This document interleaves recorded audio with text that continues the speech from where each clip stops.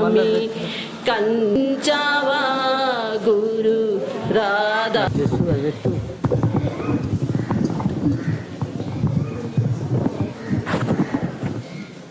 వచ్చింది వచ్చింది ఇటే పెట్టు పెట్టి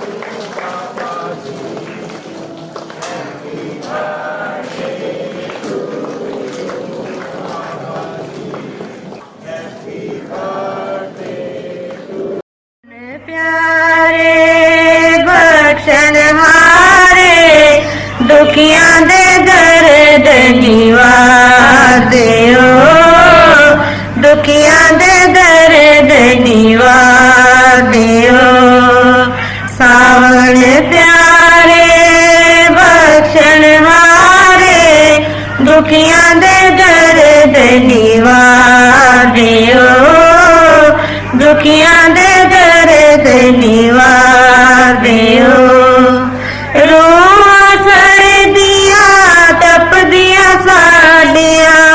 अमृत पाके ठार देओ रूह सड़ दिया तप दिया साड़िया अमृत पाके ठार देओ सावन प्यारे बख्शण हारे दुखियां दे दर्द निवार देओ दुखियां दे दर्द निवार देओ असी भुल गए तेरे नाम नो साडी बिगड़ी नो आके सवार देओ असी भुल गए तेरे नाम नो साडी बिगड़ी नो आके सवार देओ सावन प्यारे बख्शण हारे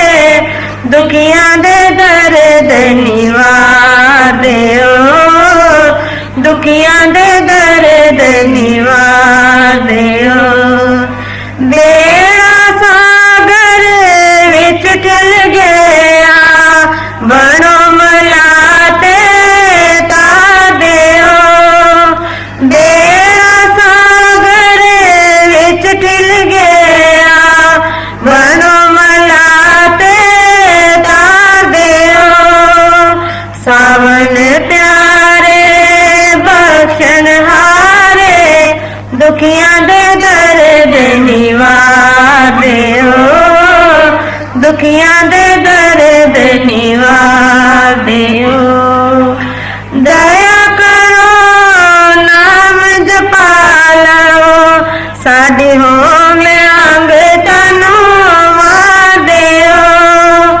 दया करो नाम जपा साडी होम अंग तनु मार देओ सावन प्यारे बख्शण हारे दुखियां दे दर्द निवार देओ दुखियां दे दर्द निवार देओ हाथ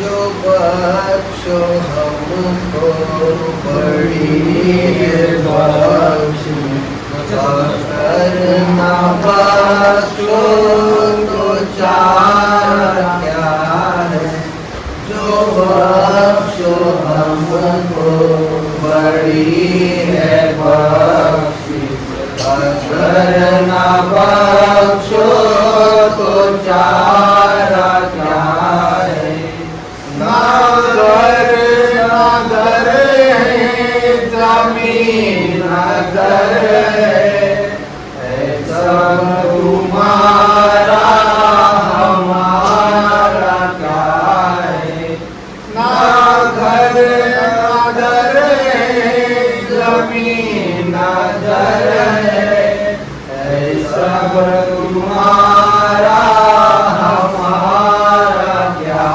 है जो बख्शो हमको बड़ी है बख्शिश अगर न बख्शो तो चारा क्या है इधर भी तुम हो उधर भी तुम हो यहाँ भी तुम हो वहाँ भी तुम हो इधर भी तुम हो उधर भी तुम हो यहाँ भी तुम हो वहाँ भी तुम हो ना हम है तुम बिना है तुम बिन जहाँ का तुम बिन सहारा क्या है जो बख्शो हमको बड़ी है बख्शिश अगर न बख्शो तो चारा क्या है खुदाई तेरी जुदाई तेरी जुदा भी तुम हो खुदा भी तुम हो खुदाई तेरी जुदाई तेरी जुदा भी तुम हो खुदा भी तुम हो उठा दो कर तुम हो हमका पर्दा उठा दो कर तुम हो हमका पर्दा बिगड़ता उसमें तुम्हारा क्या है जो बख्शो हमको बड़ी है बख्शिश अगर न बख्शो तो चारा क्या है के अंदर है पता पता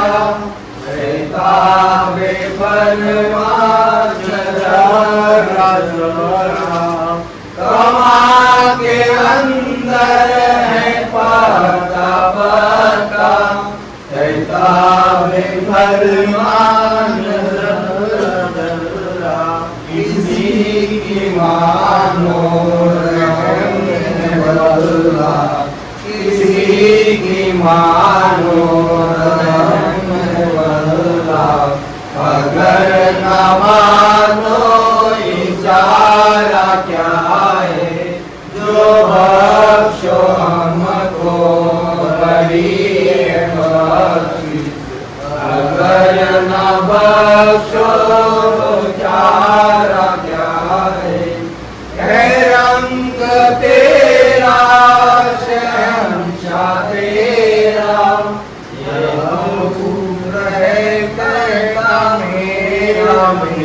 मेरा रंग तेरा शहंशाह तेरा रूप है कहना मेरा मेरा ऐसा उसको समझना वैसा ऐसा उसको समझना वैसा सिवाय उसके कफारा क्या है जो बख्शो हमको बड़ी है बख्शिश अगर न बख्शो तो चारा क्या है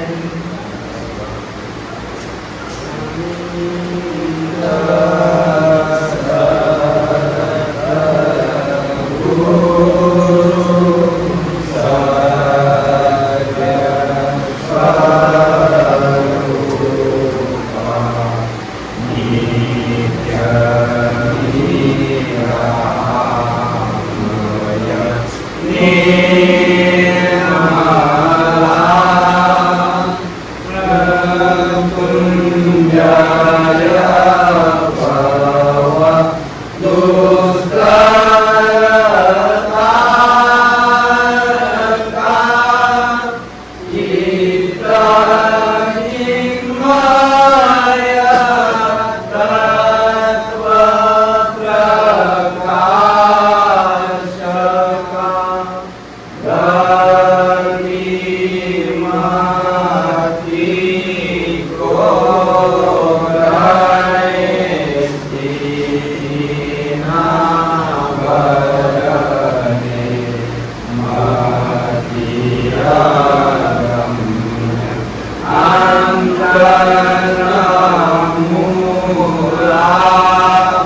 संत सतगुरु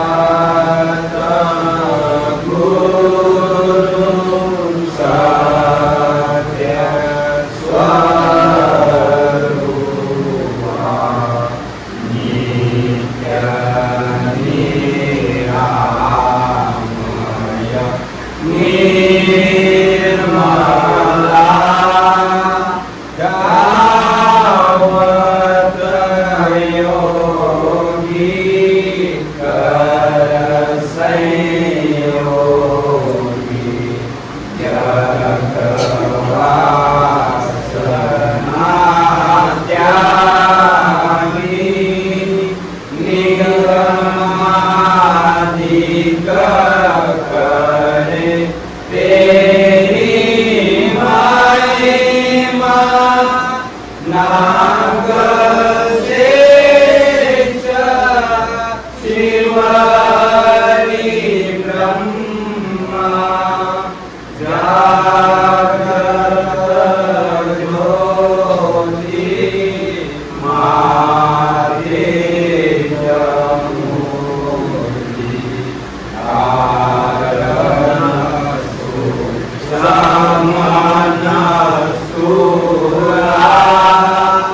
संत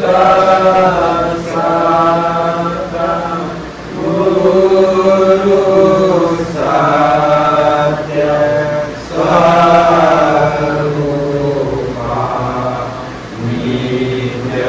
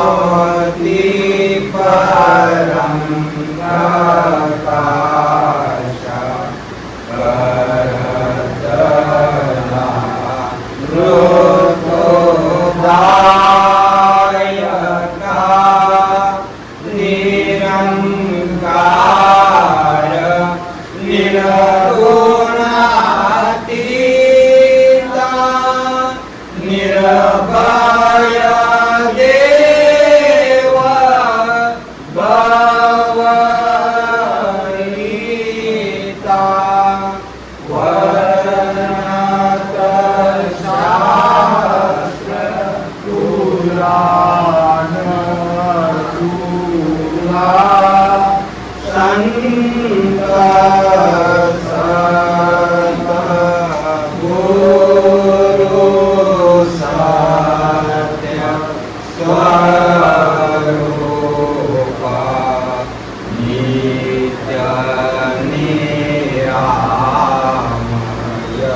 निर्मला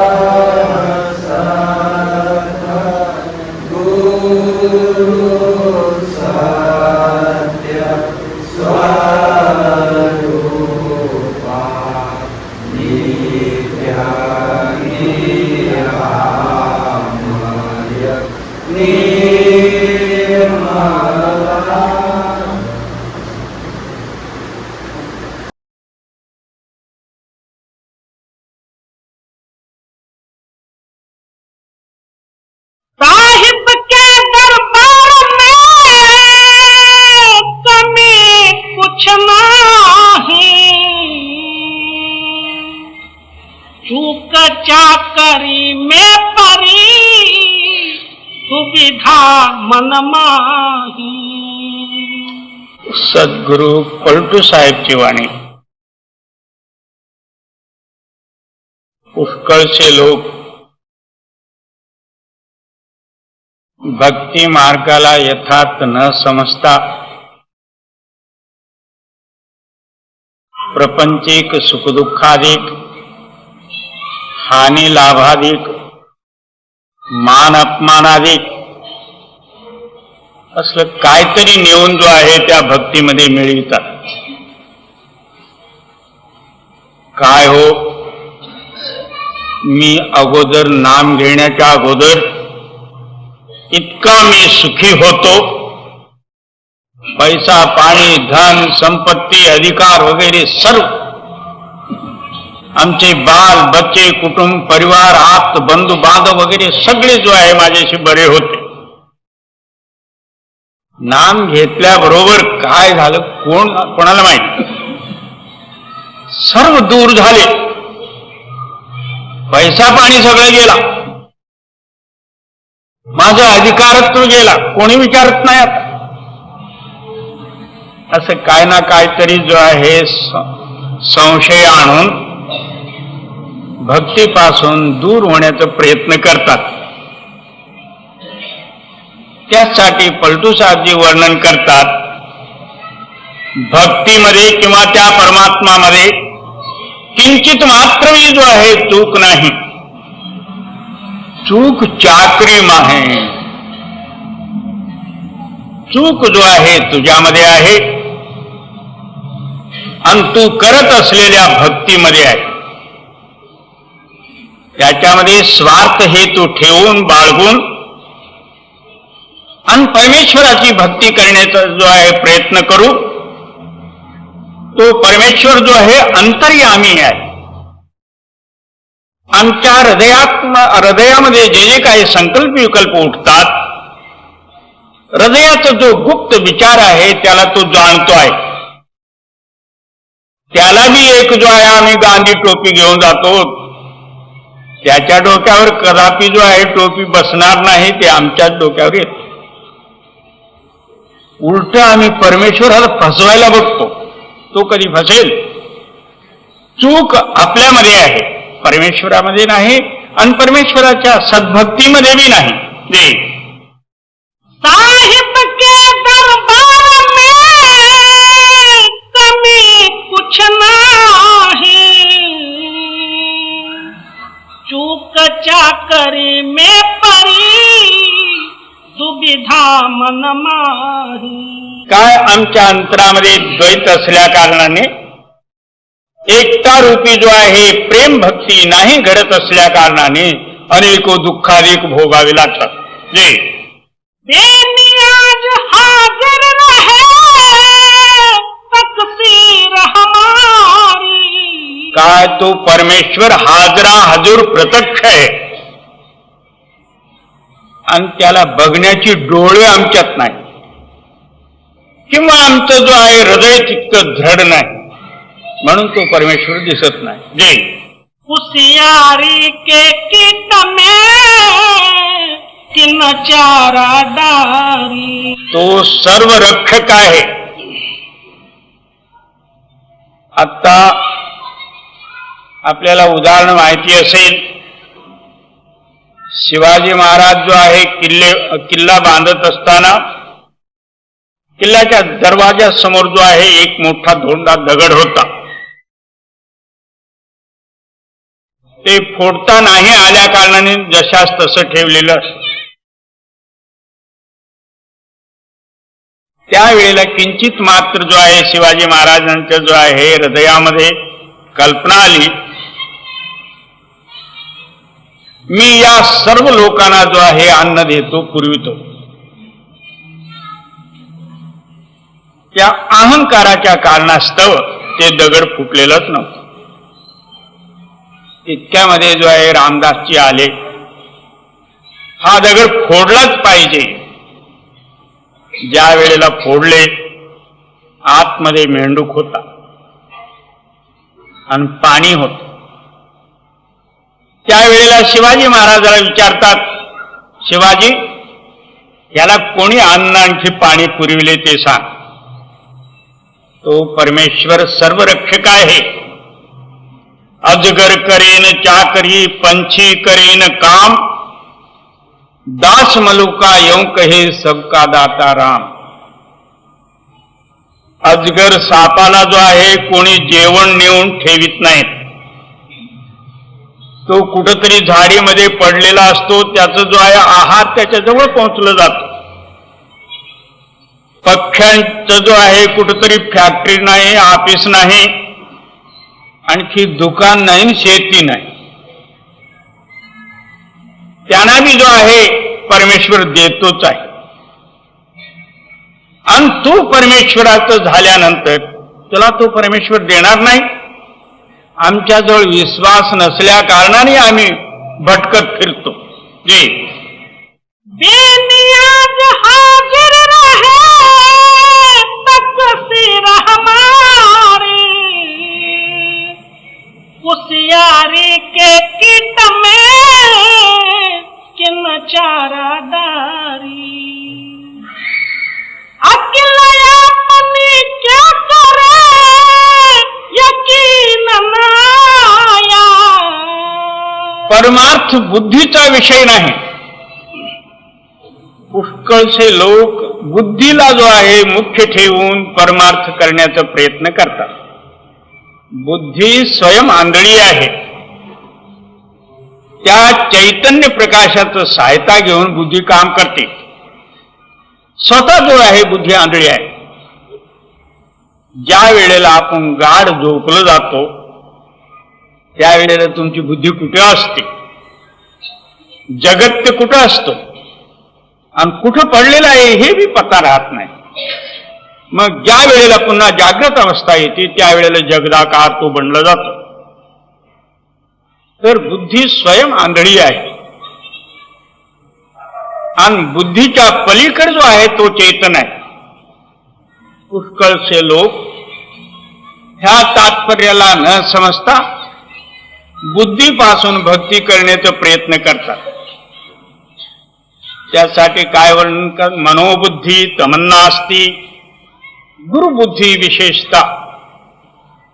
जे काही तुझ्या बुद्धीमध्ये समज आहे ते सर्व सोडून दे आणि गुरुवाक्यावरती विश्वास करून ठेवून जो आहे तू भक्ती कर. जे अकेला अपनी क्या करे यकीन आया. कुंद से पिंड सवारिया तिसको बिसराया.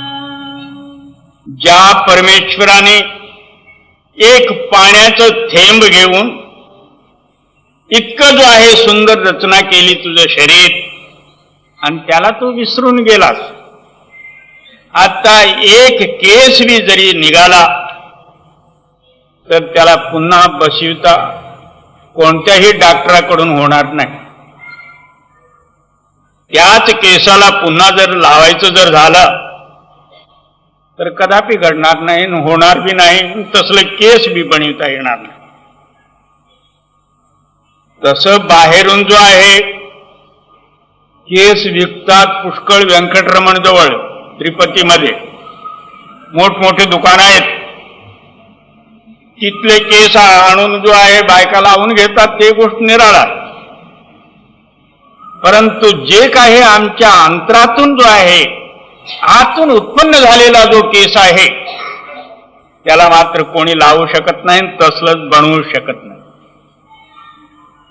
ज्या पुरुषाने एक जो आहे पाण्याचा थेंब घेऊन असलं सुंदर नरशरीर रचना केली आणि तो पुरुष कोण असेल तो तुझ्या अंतरामध्ये आहे. त्या पुरुषाचं जो आहे तू चिंतन करून मुक्त होऊन जा. जे खसम बिसारे अपना सोई काफर भाई.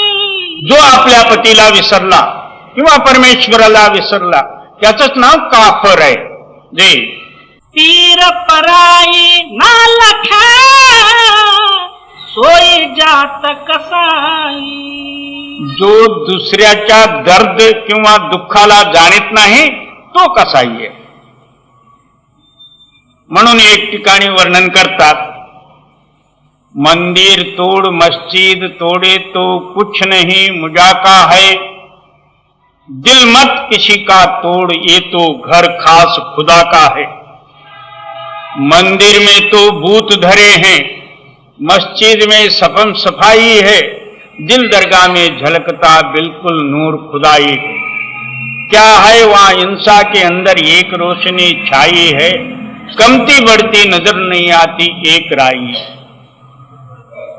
तर तू दुसऱ्याला जो आहे न दुखविता, कारण तू दुसऱ्याचं हृदय दुखविलास, त्याच्या अंतरामध्ये जो आत्मा आहे तो दुखी होतो, त्याचा बदला जो आहे तुला भोगावा लागेल. जे खसम बिसारे अपना सोई काफर भाई, पीर पराई ना लखे सोई जात कसाई. जात वही अशरफ है दिल दर्द को आनी. सगळ्यापेक्षा उत्तम जात कोणती? प्रत्येक प्राण्यावरती दया करणं हे उत्तम जात.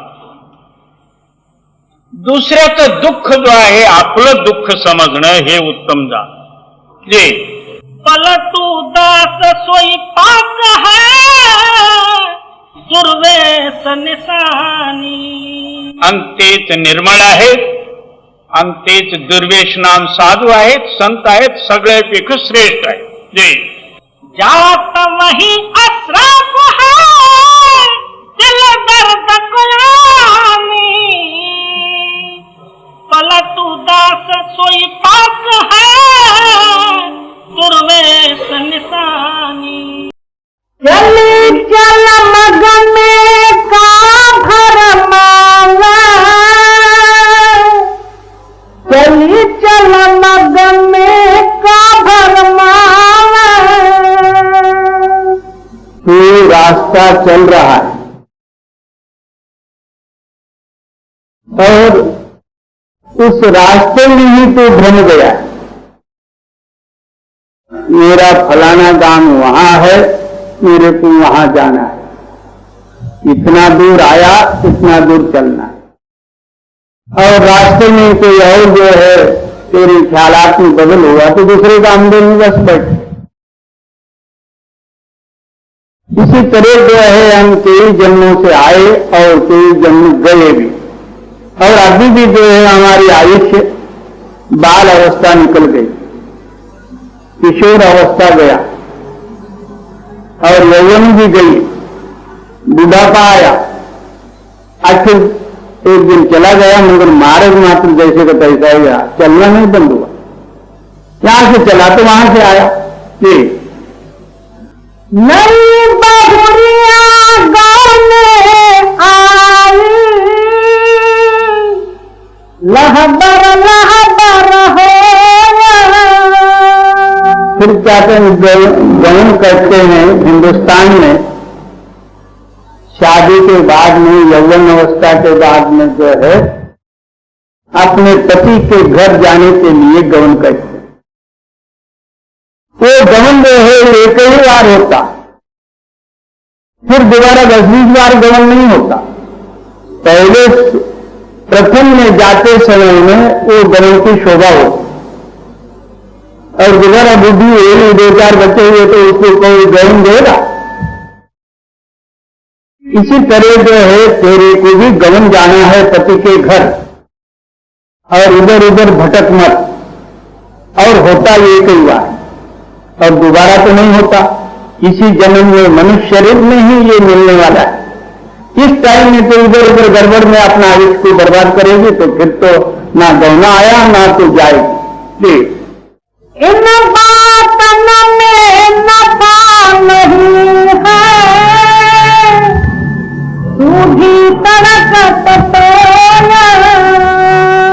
तो इधर उधर में जो है तू भटक मत.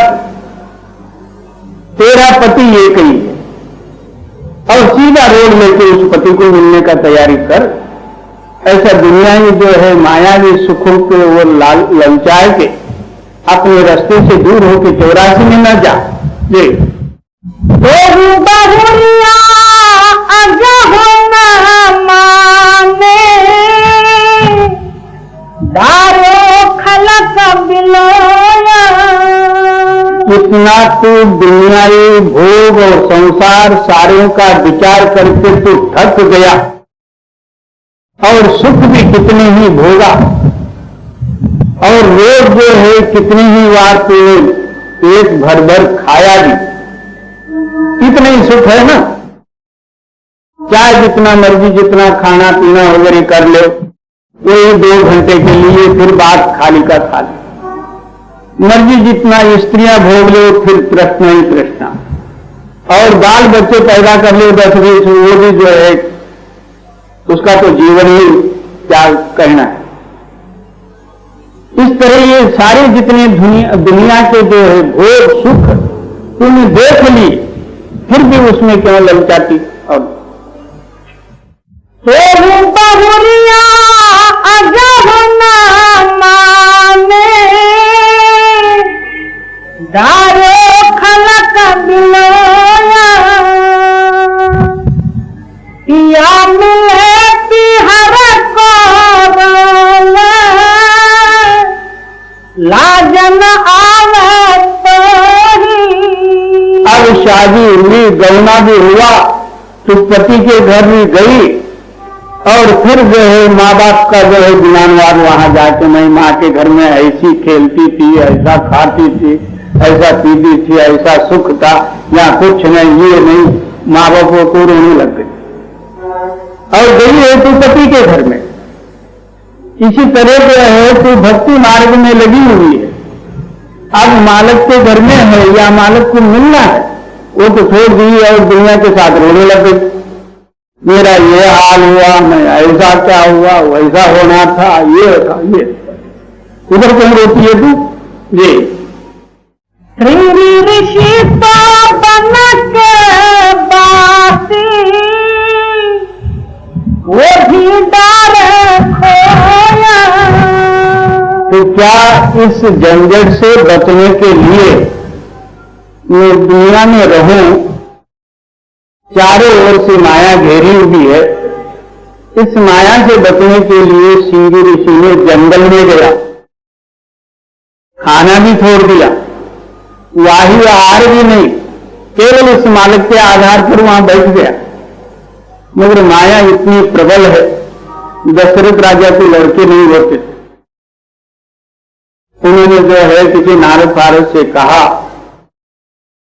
तो जो है एक स्त्री ने जाके, उनका खाना ही नहीं था, जब जो है साल भर में एक बार उठता था तो एक झाड़ को चाट लेता, यही आहार। वहां उस जगह में जाके उस औरत ने जो है सेब चिपकाई, तो सेब मीठा लगा मद। इसी तरह जो है रोज जो है उस रुचि ने जो है उसको आकर्षित करी, खींची, तो फिर साल भर से छुटा, 6 महीने में, 3 महीने में शुरुआत, रोज भी। तो शरीर के अंदर में बल आए तो औरत नाचना कूदना कर ली, गाना बजाना वगैरह, फिर उसके पीछे जो दशरथ के घर आना पड़ा। तो समझो कि इस झंझट को छोड़ के, इतना त्याग अवस्था लेके भी फिर माया ने घेर गार के जो है उधर ही लाए। कितना जो है प्रबल माया है, इसलिए गुरु की दया और नाम का आधार लेके तू चल, नहीं तो जो है तू बीच में गिरे बिगड़ नहीं रहे। जी श्रृंगी ऋषि तो बनक बासी, वो भी डार खोया। नैन मार पलकों में राख, पल में डारे भिगोया। क्या कहते हैं, उस माया के अंदर में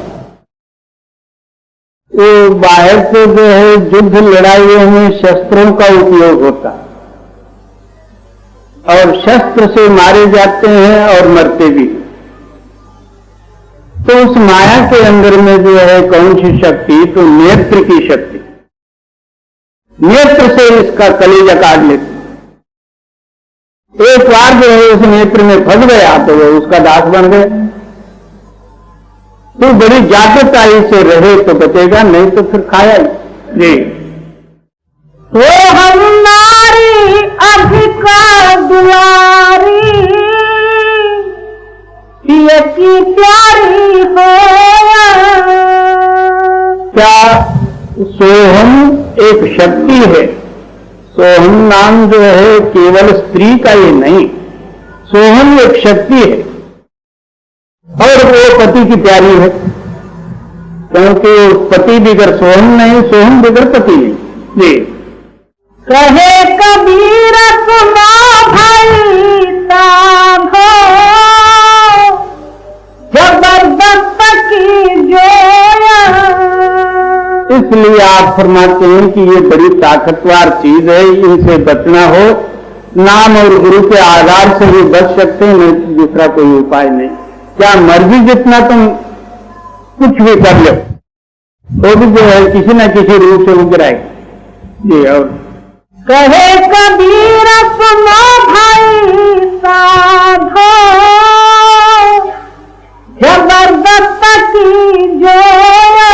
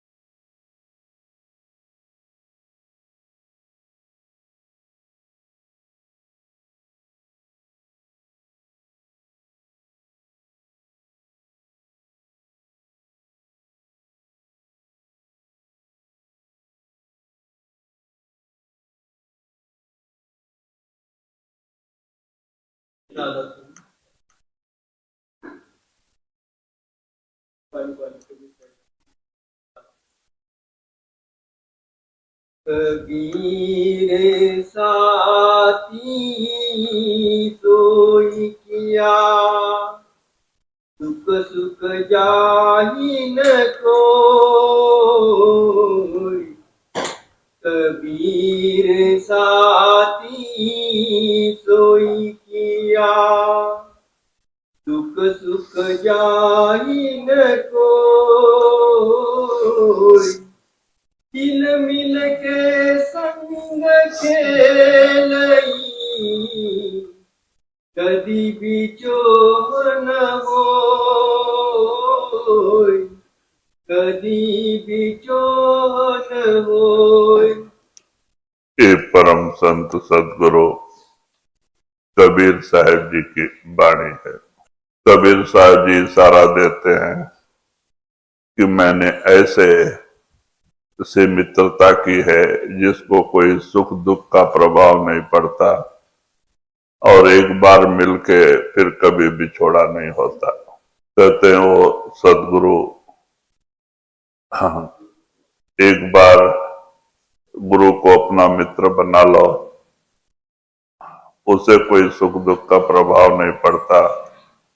धीरे धीरे आपकी भी भक्ति भजन आगे बढ़ेगा तो आपके ऊपर भी सुख दुख का प्रभाव नहीं पड़ेगा, क्योंकि सुख दुख और हाँ पापी पुण्यवान शत्रु मित्र ये सब महात्माओं के अंदर कोई भावना नहीं होती है। महात्मा सबसे प्रेम और प्यार करते हैं। उनकी दृष्टि में सब आत्मा एक ही है, क्योंकि आत्मा में कोई दोष नहीं है। आत्मा परमात्मा का बेटा है, सतलोक सचखंड का रहने वाला है। जो भी दोष है मन में है, मन ही कर्म कराता है। कर्मों की मैल मन पे ही चढ़ती है, आत्मा पे नहीं। कहते एक नूर से सब जग उपजियो, को भलो को मंदो। गुरु नानक जी कहते हैं उस एक नूर से ही ये सारी जो आत्माएं आई हैं सब उसी के बूंद है। उसमें कौन अच्छा और कौन बुरा, ये आत्मा ने मन का साथ पकड़ के जो भी अच्छा भला बुरा कर्म किया और कर्मों के अनुसार ही वो अच्छा और बुरा बना है। कर्मों के अनुसार ही आज 84 के जेल खाने में भटक रहा है। काल ने आत्मा को और मन को गांठ मार दिया है। आप चाहे दूसरे शरीर कोई भी शरीर में जाओ तो यही आत्मा यही मन रहेगा। मन भी नहीं बदलता है, आत्मा भी नहीं बदलती है, कर्मानुसार शरीर बदलता है। इसीलिए महात्माओं की दृष्टि आत्मा पे होती है, ना कि उनके मन पे। जो भी दोष है मन में है, आत्मा में नहीं है। आत्मा तब भी निर्मल था, आज भी निर्मल है। यार बुलावे भाव से, मुँह पे गया न जाए। यार बुलावे भाव से, मुँह पे गया न जाए। धन मैली पीऊ जला, लागन सकूं पाय, लागन सकूं पाय। तो वही आप कहते हो परमात्मा जो सतलोक सचखंड से उतर के वो ताकत 10वें दरवाजे में धुनकार दे रही है, वो सब आत्माओं को अंदर बुलाती है और अपने साथ मिलने के लिए। लेकिन तन मैला, तन और मन मलिन होने से हम उस ताकत से मिल नहीं पा रहे। तो इसीलिए संत हमें सुमरन और ध्यान का तरीका समझाते हैं कि 5 नाम का सुमरन, सतगुरु का ध्यान करो, जिससे आपका किया कराया कर्म क्रियामान जाते रहेगा, पाप कटते रहेगा, मन निर्मल होएगा। मन निर्मल होएगा तो वो शब्द अपने आप खींचेगा, क्योंकि मन मलिन और उसका प्रभाव शरीर से है। तो इसीलिए जो है वो शब्द से आत्मा जुड़ नहीं पाती है। तो जब मन निर्मल हो जाता है तब वो शब्द स्वीकार करता है, अपने आप साथ मिला लेता है। और वो शब्द बड़ा निर्मल है, पवित्र है। एक जन्म नहीं, करोड़ों जन्मों के पाप दग्ध हो जाते हैं। थोड़ा भी यह शब्द सुनाई दिया कि करोड़ों जन्मों के पाप दग्ध हो जाते हैं। संतों ने मन को निर्मल करने के लिए ही 5 मालिक के नाम का सुमरन बताया हुआ है। 5 नाम का सुमरन, सदगुरु का ध्यान, इससे ही धीरे धीरे मन निर्मल होता है। और एक दिन जो है कि हमारी रूह सिमट के अंदर आती, हमारी तीसरी आंख खुल जाती है और वो ज्योति और शब्द प्रकट होते ही मन जो है शीशे जैसा निर्मल हो जाता है। इसीलिए कुछ लोगों को मालूम नहीं होता है और कुछ लोग प्रश्न में पूछते भी हैं कि दया करो हमारा तीसरी आंख खुल जाए। तीसरी आंख खुलेगी, लेकिन जब तक आपका मन निर्मल नहीं होगा। अगर मन मलिन है तो लाख प्रयत्न करो, महात्मा भी दया करे, नहीं कर सकते, क्योंकि मन का निर्मल होना बड़ा जरूरी है। एक बार जयमल सिंह महाराज पेंशन के लिए 2 किलोमीटर जाना पड़ता था। आप महात्मा थे तो लोगों को पता था कि ये महात्मा, इनकी रूह अंदर जाती है। तो एक ब्राह्मण 2-3 दिन सत्संग सुना तो उसने क्या सोचा, महाराज पेंशन के लिए ऐसे ही जाते हैं ना, एकांत में मिलना चाहिए और उनसे थोड़ा रूह चढ़ाई करवाना चाहिए, अच्छा रहेगा। ऐसा करके वो रास्ते में पेड़ के नीचे बैठा था। तो उसने किसी के कहने से नाम भी ले लिया और महाराज बताए हुए तरीके से 6 महीने भजन में भी बैठा फिर बोलता है ये अच्छा नहीं, प्राणायाम अच्छा है। फिर वो छोड़ के प्राणायाम के जरिए भी ये नाम का जाप किया। जब उसको कोई फायदा नहीं हुआ तो रास्ते में राखन में बैठा था कि महाराज जाएंगे तो पैर पकड़ के दया मांगेंगे। जब वो पोस्ट ऑफिस पे पेंशन के लिए जा रहे थे, 2 किलोमीटर जाना पड़ता था, तो पेड़ के नीचे बैठा था। जैसे ही महाराज वहां पहुंचे तो भाग के आया, पैरों पे गिर पड़ा। कहता है महाराज दया करो, आपने जो जो कहा मैंने सब किया। मैंने 6-6 महीने बैठ के भी देखा, मेरे को कुछ अंदर नजर नहीं आया। आप दया करो, कुछ दिखाओ। तो महाराज ने कहा देखो भाई, जो काम धीरे धीरे होता है वो अच्छा रहता है, वो टिकता है। और तुम इस तरह से जबरदस्ती मत करो, तुमसे वो सहन नहीं होगा और उससे आपका बड़ा नुकसान हो जाएगा। लेकिन वो पंडित ब्राह्मण तो ब्राह्मण ही, वो माना ही नहीं कि महाराज संत सब कहते हैं लेकिन मेरे अंदर अंधेरा के सिवा कुछ नहीं है, आप जरूर बताओ। तो उन्होंने वहां बोला अच्छा बैठ गए और बोला इधर दोनों आंखों के बीच में ख्याल टिका के सुमरन कर। और जैसे उसने वहां ख्याल टिका के सुमरन किया, हाथ रखते ही एकदम जोर से रूह पर चढ़ाई किया। तो इससे सहन ही नहीं, इतना पीड़ा होता है शरीर में जब आत्मा ऊपर जाती है। तो मरने के समय जो हालत होती है अभ्यास में वही हालत होती है। अभ्यास धीरे धीरे बनता है तो सहन शक्ति हो जाती है। इसको अभी सहन शक्ति कहाँ है, और नीचे गिर के छटपटाने लगा। तो उसके अंदर हजारों बादल चमके जैसे, हजारों बिजली चमक के जैसा हो गया, एकदम प्रकाश। और वो शब्द इतना जोर से सब प्रकट हो गया कि उसको सहन नहीं हुआ, नीचे गिर के छटपटाने लगा। कहता महाराज मेरी रूह उतारो, मेरी रूह उतारो, मेरे से सहन नहीं हो रहा है। तो बाद में महाराज ने उसकी रूह को नीचे उतारा और कहा देखो अब तुम्हारी उम्र खाली 8 दिन रह गई है, जाओ भजन करो।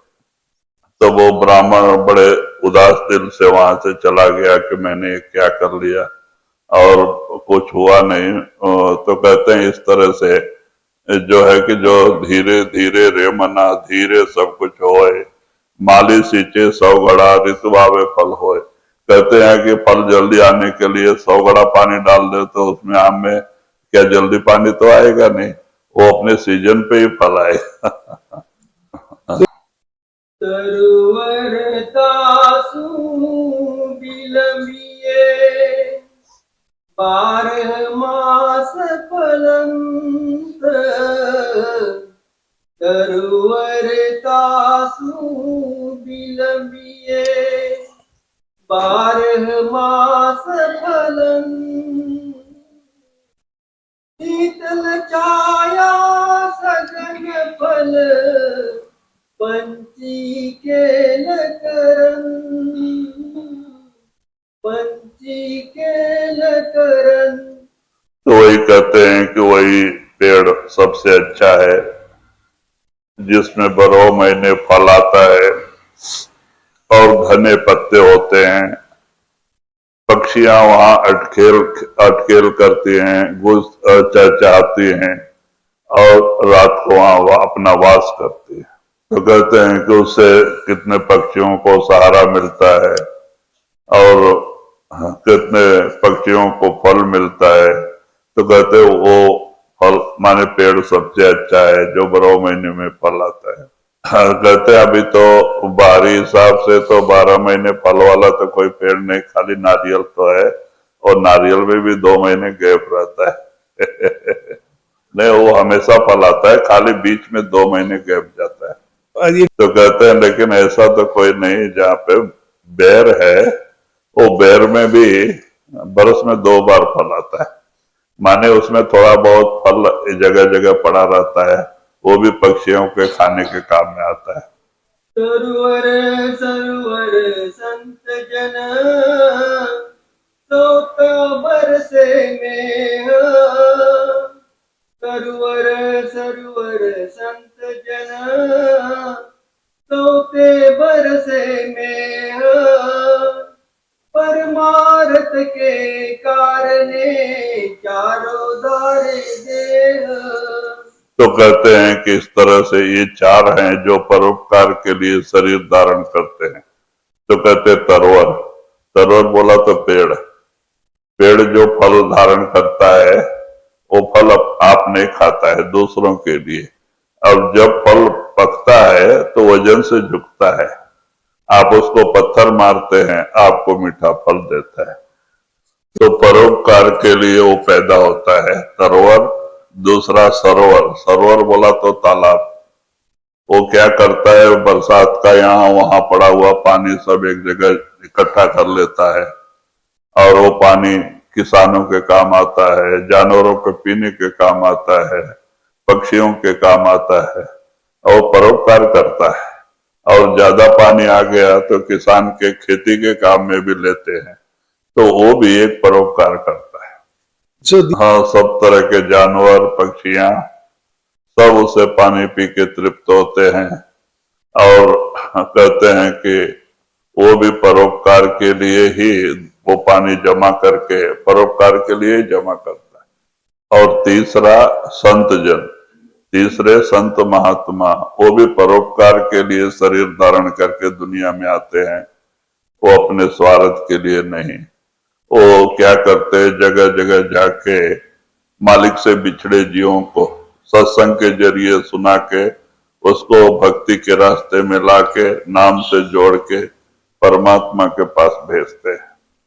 तो जीवों के उद्धार के लिए जगह जगह घूमते हैं, वहां का खान पान स्वीकार करते हैं, तकलीफें स्वीकार करते हैं। क्यों? कि परोपकार के लिए। सावन सिंह महाराज जी,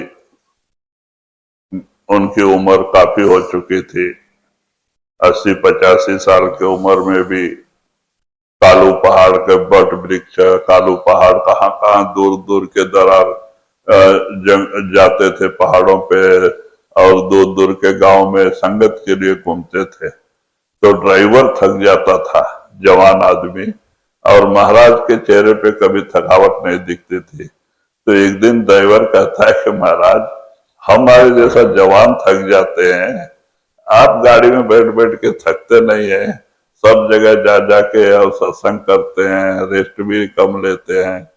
तो कहते हैं भाई, ये शरीर जितना दिन के लिए मालिक ने दिया, इससे कुछ सेवा कर लो, कुछ परोपकार में खर्च कर लो, ये चला जाएगा तो क्या करेंगे। तो जब तक ये काम कर रहा है इससे काम ले लो जहां तक काम करता है इससे फायदा उठा लो, नहीं तो ये तो एक दिन जल के 2 मुट्ठी राख बन जाएगा। नवन नवन बहु अंतरा, नवन नवन बहु बान, नवन नवन बहु अंतरा, नवन नवन बहु बान, ये तीनों बहुत नवे चिता चोर कमान। हाँ, और एक रह गया, वो कहते हैं कि तरवर सरोवर संत जन, चौथा बरसे में, और चौथा बादल मेघ। अब बादल देखो, समुद्र कहाँ 3-3 हजार 4-4 हजार किलोमीटर दूर रहता है उत्तर इंडिया से, लेकिन बादल मीठा पानी, समुद्र खारा पानी है, लेकिन बाप के जरिए सब जमा करके मीठा पानी लेके जाता है और जाके 3-3 4-4 हजार किलोमीटर दूर पे जाके बरसात कराता है। तो वो भी एक परोपकार करता है। आपने सुना होगा कि वो इतना पानी लेके जाता है कि कहीं कहीं पहाड़ों से वजन से टकरा जाता है, तो वो सब पानी वहीं गिरने से कितने गांव डूब जाते हैं और सारा दिन वो पानी बहते ही रहता है, नदियों में बाढ़ आ जाती है। यानी इतना पानी उठा के वो उतना ऊपर लेके जाता है वो। तो देखो, वहां से बरसात कराते कराते आता है और उत्तर इंडिया तक बरसात गिराता है, कितना पानी भर के लाता होगा, जो कि 3,000-4,000 किलोमीटर तक बरसात कराते जाता है। तो कहते हैं कि वो बहुत वजन उठा के लेके जाता है। अगर बरसात ना हो, फसल पैदा ना हो और जीव जो है, जानवर जो है पानी के बगैर मर जाए, तो कहते वो भी एक बड़ा परोपकार करता है। तो फिर कबीर साहब कहते हैं नमन नमन बहुत बहु अंतरा, कहते नमन जो जाने को है, ये तीनों बहुते नमे, चिता चोर कमान। कहते हैं कि नमस्कार नमस्कार में भी फर्क होता है। कहते हैं कि जो लोग प्रेम प्यार से झुकते हैं, नमस्कार करते हैं, कुछ लोग और भावनाएं लेके करते हैं, कुछ कपट भाव लेके करते हैं, तो नमन नमन में भी बहुत फर्क है और उनको उनकी भावना के अनुसार ही मिलता है। भावे विद्युते देवा, आपकी भावना अच्छी है अच्छा फल मिलता है, आपकी भावना बुरा है तो बुरा फल मिलता है। तो कहते हैं कि जैसे ये तीनों ज्यादा झुक के चलते हैं, तो कहते चित्ता चोर कमान, तो चित्ता बहुत झुकता है, चलता है, जितना झुकेगा उतना ही ज्यादा उछलेगा, उतना ही जोर से वार करता है वो। तो वो धोखे में इस तरह से झुकता है दूसरे को पकड़ने के लिए। चित्ता चोर कमान, तो कहते दूसरा चोर, वो लोग भी रात को पैर का आवाज नहीं आए बोल के झुक झुक के चलते हैं। क्यों? उनका भी दृष्टि ठीक नहीं रहता है, चोरी करना रहता है, दूसरे का माल हड़पना होता है। तो कहते ये भी एक नमन का तरीका है। ये भी ख्याल बुरे होते हैं कि चोरी करना, दूसरे का माल हड़पना, तो ऐसे लोग भी दीनता नम्रता से चलते हैं, दिखाते हैं। तीसरा कमान, कहते हैं कमान जितना ज्यादा झुकेगा उतना जोर से बाण मारेगा वो, उतना ही जोर से मारेगा वो। तो कहते हैं कि सबके झुकने का तो ये है, लेकिन अलग अलग अर्थ है। तो संत मत में कहते हैं कि जैसे दुनिया भी झुकती है और स्वार्थ के लिए, अगर हम किसी की भक्ति भी करते हैं तो कोई कोई आशा लेके करते हैं कि हमारा ये काम हो जाए, हमारा वो काम हो जाए, धन लाभ मिले, बिजनेस चले, बीमारी दूर हो जावे, कोई न कोई आशा लेके भक्ति करते हैं, तो हमारी भक्ति निष्फल होती है। तो कहते हैं, लेकिन महात्मा क्या कहते हैं कि भाई आप जो है मालिक की भक्ति मालिक के लिए करो, गुरु की भक्ति गुरु के लिए ही करो, गुरु से गुरु को ही मांगो, परमात्मा की भक्ति परमात्मा के लिए करो, दुनिया का सामान के लिए नहीं। क्योंकि दुनिया का सामान का संबंध शरीर के साथ है, आत्मा के साथ नहीं है, और शरीर छोड़ने के समय उसकी इतनी किया कराया भक्ति यहीं रह जाएगा तो क्या काम का आएगा। तो कहते हैं कि दुनिया का सामान सब सारे शरीर से यही रह जाता है। तो अगर हम मालिक से मालिक को मांगते हैं, मालिक हमारे अंदर बैठ जाता है, अपनी सारी बात साथ लेके बैठ जाता है, तो हमें किस चीज की कमी होती है। कबीर सुख को जाए था, आगे मिलिया दुख। कबीर सुख को जाए था, आगे मिलिया दुख। जाऊं सुख घर आपने, हम जाने अर दुख, हम जाने अर दुख। तो वही कहते हैं कि लोग सुख की आशा करते हैं, सुख मांगते हैं, लेकिन जितना हम मांगते हैं हम उतना ही दुखी होते जाते हैं। तो इसीलिए भक्त क्या मांगते हैं भगवान से, हे सतगुरु मुझे दुख दे, दुख में तेरी याद बनी रहेगी, नहीं तो मेरा मन धोखा दे देगा और मैं कहीं भक्ति से दूर ना हो जाऊं, तो मुझे दुख दे। तो जो सच्चे भगत हैं वो मालिक से दुख मांगते हैं, और जो लोग ऐसे वैसे भगत हैं वो दुनिया का सामान और सुख मांगते हैं। संतों का जीवन चरित्र पढ़ के देखो, उन्होंने कभी अपने सतगुरु के आगे दुनिया के सामान को नहीं मांगा। उन्होंने उनका दया मेहर गुरु से गुरु को मांगा, गुरु की भक्ति गुरु के लिए ही किया। हम उदाहरण देते हैं, जैसे अजय सिंह महाराज अपनी सारी कमाई जो लगा के खूनी चक में 40 बीघा जमीन लेके 3 महला घर बना के 8-10 जर्सी गाय रख के वहां खेती करते थे। उन्होंने अपनी सारी प्रॉपर्टी उसमें लगाई थी।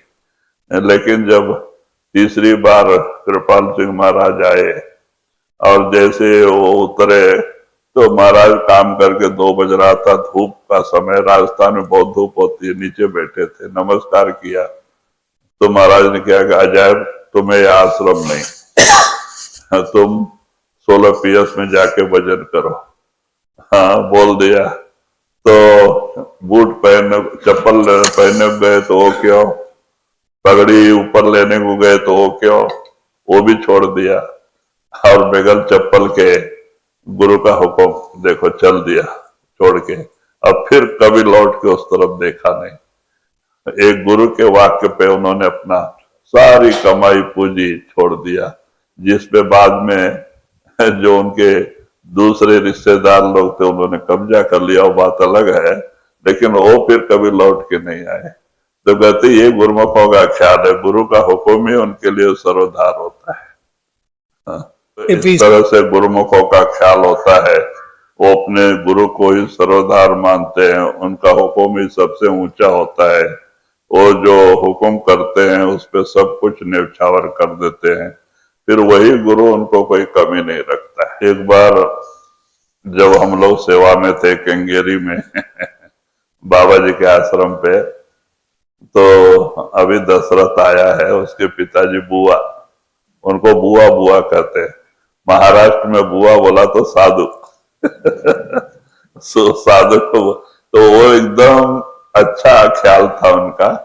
घर गरीबी बहुत थी, क्योंकि मिल में काम करते थे तो रोज काम नहीं मिलता था, कभी हफ्ता 10 दिन मिल गया, महीने में तो बहुत है। अब उनके घर पे भगत थे तो लोग आते जाते, चाय पानी चलते रहता था, देखते नहीं बच्चे उपवास रहते थे, वो ख्याल नहीं करते थे, लेकिन संगत का सेवा। तो बाबा जी ने उनकी परिस्थिति देख के उनको उधर ही बुला लिया आश्रम में, पूरा परिवार को, और बाबा जी ने उधर रख दिया ये क्रिस्टोफर और ये लोग को अच्छा मालूम है तो बाबा जी ने उधर ही रखा ना। तो हमारे साथ तो नाइट ड्यूटी करने के लिए आते थे, कोई नहीं था तो आते थे, उम्र हो गया था 70 साल का, लेकिन आते थे। तो एक बार क्या हो गया, कुछ लोगों ने बुआ को चढ़ा दिया कि ये क्या, ये तो आश्रम है।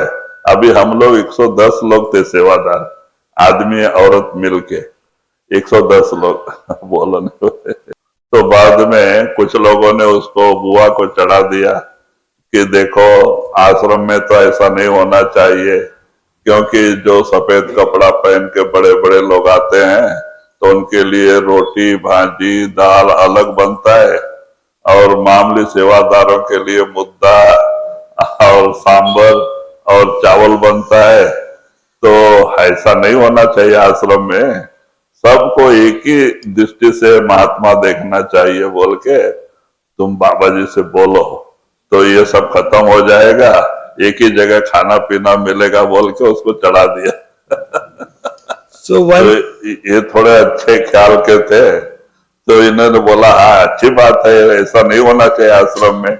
और ऊपर जाके बाबा जी से हाथ जोड़ के खड़े हो गए, क्या बात है महाराज, ऐसा ऐसा है, आपके सामने ऐसा नहीं चलना चाहिए, महात्मा के ख्याल में सब एक ही होना चाहिए। जो लोग बाहर से आते हैं उनके लिए अलग लंगर बनता है, और हम लोग रात दिन सेवा करते हैं उनके लिए मुद्दा चटनी और ये चावल, वो भी 2-2 दिन का सांबर पड़ा रहता है वही देते हैं। तो महाराज आश्रम में तो ऐसा नहीं, सबको एक ही होना चाहिए, वो लोग को क्यों अलग बिठाते बाबा जी हंसे, बोले ये इसका ये नहीं है, कोई इसको कुछ लोगों ने चढ़ाया, मैंने बोला है इसको, तो बोला अच्छा ठीक है, अभी यहां तुम अकेला है, मैं सत्संग में आज सबको बुलाओ सत्संग में, मैं इसका जवाब देता हूं। तो बाद में शाम को 7 से 8 सत्संग होता था। सत्संग में सब लोग आ गए कि बाबा जी आज क्या बोलेंगे बोल के। तो बाबा जी आए, प्रार्थना चालू हो गया और बाबा जी बाद में सत्संग चालू नहीं किया। बोला बुआ उठ, क्या बोला था उधर? तो महाराज ऐसा ऐसा बात है। तो बोला ठीक है। अब सब लोग सुनो, सब लोग सुनो, ये आश्रम किसका है? सावन सिंह महाराज जी का, मेरा नहीं है। सावन दरबार आश्रम बोर्ड है, ये सावन सिंह जी का है, मेरा भी नहीं, आपका भी नहीं। तो आपको अगर बुरा लगता है, अच्छा नहीं लगता यहाँ का व्यवहार, अच्छा हो छोड़ के, और मैं भी जाता है, मैं अपना लंगोटी संभाल के रखा है ट्रंक में, मैं भी ट्रंक खोल के लंगोटी पहन के पेड़ के नीचे बैठता है, देखता है सेवा ये आश्रम चलता है क्या नहीं चलता है। क्यों? जिसका आश्रम वो करता है, मैं थोड़ी कर रहा हूं। तुमको अगर लगता है मैं कर रहा हूं जाओ। तो सब लोग ठंडा हो गए। तो बाद में बाबा जी कहते हैं देखो, वो परमात्मा सबके भाग्य में लिख के भेजा है। उनके भाग्य में रोटी चावल दाल है, वो बंगले में रहते हैं, कार में आते हैं। तुम भी बंगले में रहो, तुम भी कार में आओ, तुमको भी वही खाना मिलेगा। तुम क्या झोपड़ी में रहते हो? तो सबको उनके उनके कर्मानुसार वो मालिक देता है। तो उसमें क्या ये करना, अगर तुमको बुरा लगता है तो जाओ। तो ऐसा बहुत डांटे उस दिन सबको कि देखो ये महाराज का है, महाराज करता है, हम नहीं कोई है, देखो सब जाओ, मैं भी जाता है। तो बोल के सब शांत हो गए, तब से कोई ऐसी बातें नहीं आई। कबीर सीप समुद्र की खारा जल नहीं ले, कबीर सीप समुद्र की खारा जल नहीं ले, पानी पावे स्वाति का शोभा सागर दे, शोभा सागर दे। तो वही कबीर साहब जी कहते हैं देखो, सीप समुद्र में होता है, समुद्र में ही पैदा होता है, लेकिन हाँ, वो समुद्र का खारा पानी कभी अपने अंदर नहीं लेता है, फेंक देता है, फेंक देता है। लेकिन जब स्वाति नक्षत्र की बरसात जो 14 दिन गिरती है, उसमें से 1-2 बूंद भी मिले तो उसको खुशी होता है। और स्वाति नक्षत्र का पानी जब पड़ता है उसके अंदर तो मुंह बंद करके नीचे बैठ जाता है। और इसके अंदर जो आत्मा होती है और वो पानी दोनों एक हो जाता है, और वही मोती कहलाता है। उसमें लाइट होता है छोटा, तो कहते हैं उसका जीव है वो। तो कहते हैं कि समुद्र में रहता है, समुद्र का पानी नहीं लेता है, वो स्वाति नक्षत्र का पानी पी के मोती बनाता है और शोभा सागर को देता है कि मोती सागर में होता है। तो कहते हैं कि इज्जत जो है सागर को देता है वो, लेकिन सागर में रह के भी सागर का पानी नहीं लेता है, वो स्वाति नक्षत्र का पानी लेके ही मोती तैयार करता है। कबीर सीप समुद्र की खारा जल नहीं ले, कबीर सीप समुद्र की खारा जल नहीं ले, पानी पावे स्वाति का शोभा सागर दे, शोभा सागर दे। राधा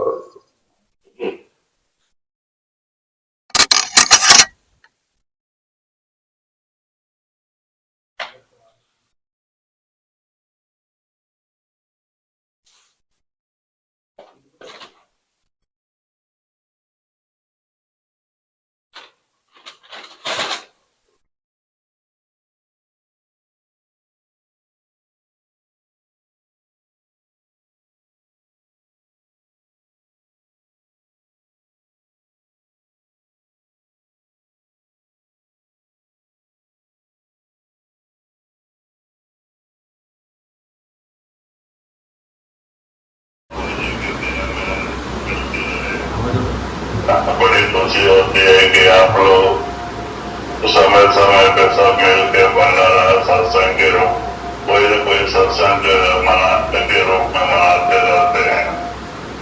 बाबा जी भी कहते थे तो काम छोड़ सत्संग करो, 1000 काम छोड़ भजन बैठो, ये तो अपना सच्चा काम है। और सत्संग सुनने से कहते हैं कि दिल भर जो हमारे मन में और कुछ दुनिया का चिंतन भरा होता है वो सब दूर हो जाता है। वहाँ गुरु का प्रेम और प्यार पैदा होता है, हमारा भक्ति बढ़ती है। तो सत्संग सुनना बहुत जरूरी है। और आप लोग पढ़ने के रूप में, पुण्यतिथि आराधना के रूप में और सत्संग जिस तरह से आपको आपके ऊपर गुरु का प्रेम और प्यार बना रहे, आपका भजन तो अभी तक फोन बंद नहीं हो रहा है तो बहुत खुशी हुई। और आप इसी तरह से सत्संग आगे चलाते रहे, भजन तो बैठते रहे, जो अपना सच्चा काम है। हम बाबा जी से प्रार्थना करेंगे तो आप लोगों के ऊपर अपने देह मेहर बनाए रखे। सबको बहुत बहुत धन्यवाद। राधा स्वामी और बहुत आ रहे राधा स्वामी राधा स्वामी सबको राधा